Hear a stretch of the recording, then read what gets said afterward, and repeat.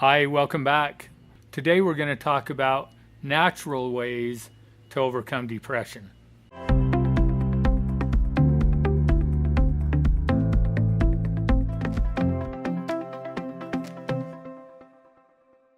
You know, one of the things that many people struggle with today is depression.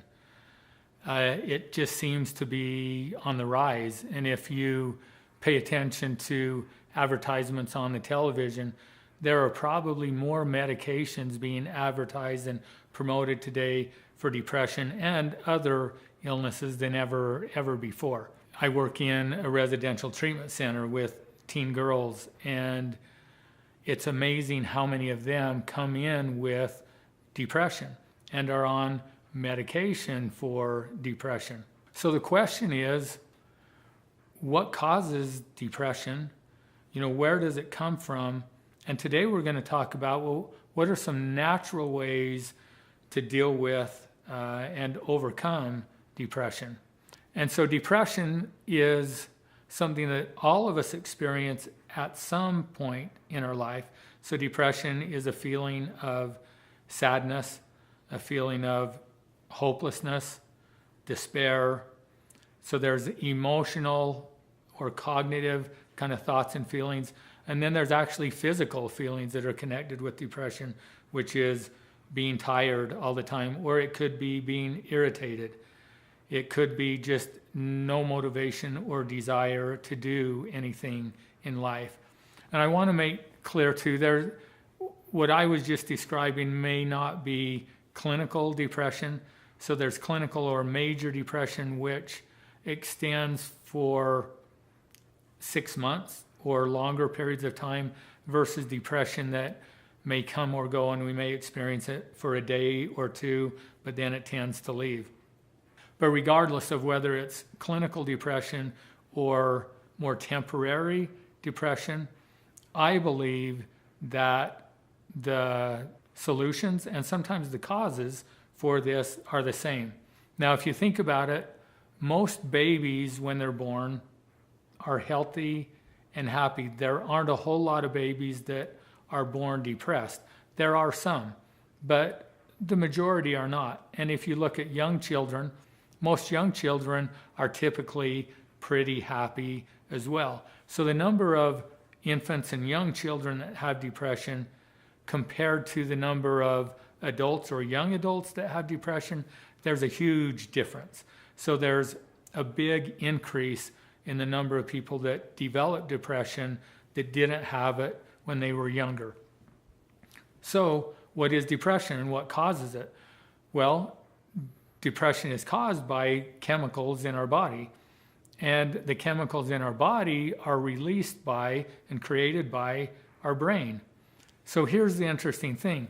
Every thought that we think causes our brain to release different chemicals into our body. So if we are thinking happy, positive, love-based thoughts, our brain is going to release those chemicals connected with those thoughts. If we have fear-based thoughts, negative, sad, hopeless thoughts, our brain is going to release those chemicals, which will then affect our body and our emotional state. So it's kind of that question of which comes first, the chicken, or the egg. So is my depression caused by biology, where I have a chemical imbalance going on, and so I need medication to balance that out? Or is that chemical imbalance caused by thoughts that I have in my brain that cause my brain to release different chemicals, and now I get to a place that I have created depression?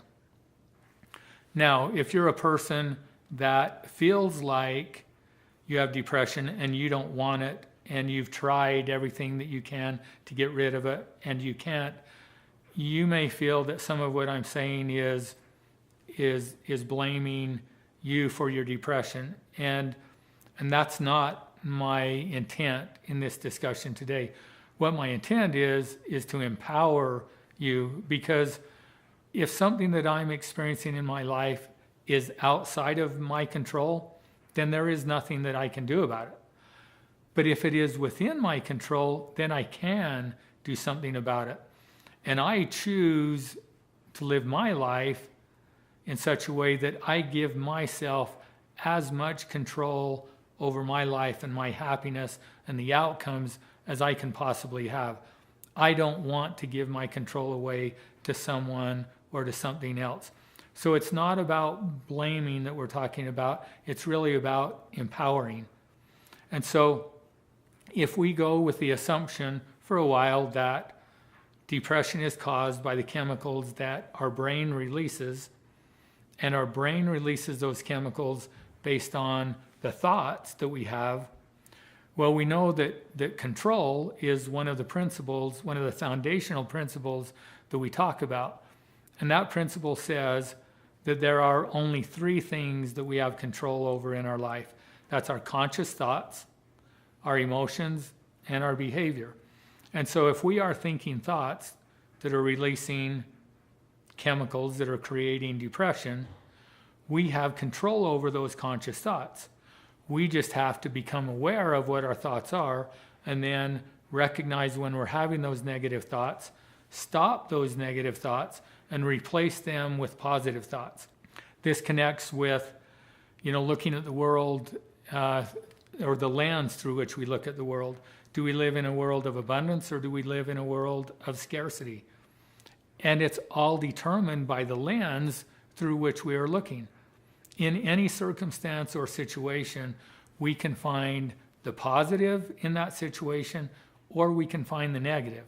You can find a negative in almost anything, any situation, regardless of how good it is. And you can find something good in any situation, regardless of how bad it is. So one other thing to consider, if I am struggling with depression, why would that be? If we go back to the fact that everything we do for a reason, or we wouldn't do it, then there's a reason that we're depressed. In fact, William Glasser, who has written many books and is a psychiatrist, he believes that depression is a choice and that he doesn't call it depression. He says that individuals are depressing. And so it's a choice that we're making. Now, again, we look at everything we do for a reason. The reason is because of the outcome. So we have a thought and a belief that drives our behavior, and our behavior gives us the outcome. So if we are depressing all of the time, there must be some payoff that we're getting for being depressed, or we would not continue that behavior. And so if I'm struggling with depression, I want to look at, well, what is the possible payoff, or what is the outcome that I get from being depressed? It could be that when I'm depressed, people leave me alone. And maybe I don't like people around me all of the time. And so I've learned throughout my life that when I'm depressed, people leave me alone. Or it could be the opposite. Maybe when I'm depressed, people give me attention and they try to get me out of my depression. It could be that being depressed is a way for me to not have to try to accomplish or do things, because maybe I've got a fear of failure. And so when I'm depressed, I don't have the energy or the motivation to go out and put forth the effort to do something. And by avoiding doing it, I don't have to deal with the possibility of failure. So I would just encourage you to hopefully not choose not to be offended by what I'm saying if you're struggling with depression, but have an open mind and consider what I'm saying and be willing to look at, is there a payoff for my depression? And if so, what is that? Is the belief that's driving the behavior, is it based on truth or principle? Is there a more productive way to get that payoff that I'm getting through depression, but to get it in a healthy self-interest way that would allow me to experience more joy, more happiness, more healthy and positive relationships in my life, and better overall health. So what we're talking about on this discussion is natural ways to overcome depression. And that is the primary one, which is being aware of our thoughts and changing those negative thoughts, replacing them with positive thoughts. There's a few other things that we can do that help with depression as well. And one of those is behavioral interventions. Oftentimes when we don't feel a certain way, if we can make ourselves act that way, then the feelings and the thoughts will follow. And so one thing that we can do is when we feel like, or we don't feel like doing anything, so we don't feel like going out and socializing, we don't feel like going to the movie, we don't feel like exercising, we don't feel like eating, and it's been a while since we've eaten, then we need to make ourselves do the thing that we don't want to do. And oftentimes by beginning that behavior, taking those action steps, the feelings will change and that depressed feeling will lessen. So hopefully these two interventions that we've talked about today, that are things that you have control over, that don't require the use of a medication that creates other side effects in your life that then you have to deal with in some other way. Sometimes we take medication to help one thing, but then we have to take a medication to help the side effects that medication created. And so there are a lot of healthy ways and healthy things that we can do to create the emotional state that we want in our life and to achieve the levels of happiness that we want. One other thing, there may be times when medication is necessary.